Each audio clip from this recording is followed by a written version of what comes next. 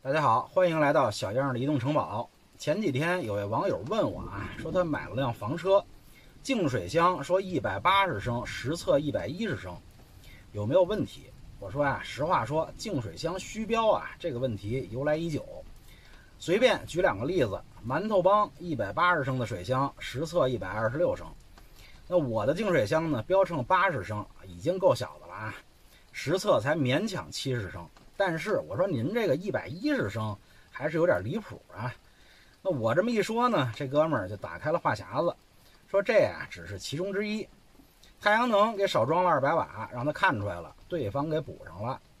电池呢，默认200安时，这哥们儿说加400安时吧，本来以为是600安时，完了一看就400安时。当然了，这哥们儿啊头回买房车啊，不知道一般呢默认这种100-200安时的都是铅酸电池，升级的话呢就直接去掉改锂电了。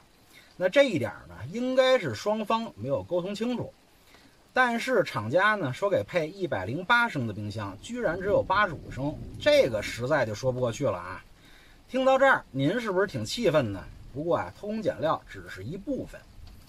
车上贴着厂家的2维码，哥们儿呢就给撕了。好，这么一撕啊，车漆跟着就给粘下来了。问厂家，厂家说：“哦，车漆没干。”车漆都没干，您就敢交付啊？就说房车市场小，咱也不能这么糊弄啊。这事儿要是发生在任何一款量产车身上，都能轰动全国，您信吗？听到这儿啊，我说实话啊，有点压不住火了。我就问这哥们儿，我说您是怎么处理的呢？这哥们儿说呀，他造他的孽，我积我的德，不跟他一般见识，能用就算了。说实话啊，我就觉着啊，就我人已经够好脾气的了，但是听这哥们儿这么一说呀，我才知道我离佛系啊还差着远呢。那平心而论啊，电池装小了，这个是沟通问题，太阳能少装了200瓦，这可能是失误啊，这都不算什么。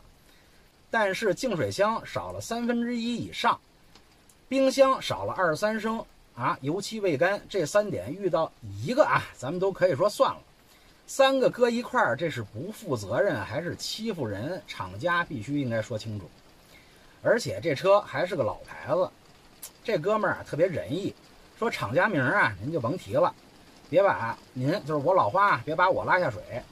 但是我老花虽然个儿不高啊，但是顶天立地是个爷们儿，我不能看着我的粉丝受欺负，不能让其他车友跟着倒霉，所以必须让这些厂家对客户有敬畏之心，所以我愿意扛这个雷。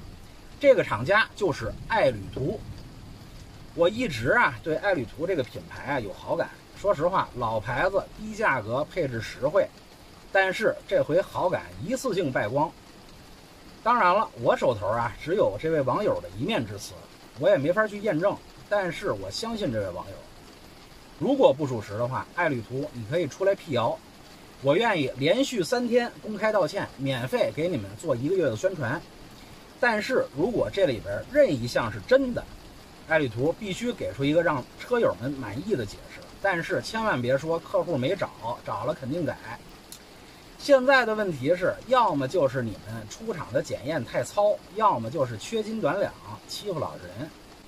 这2个问题对于消费者来说都不是小事儿。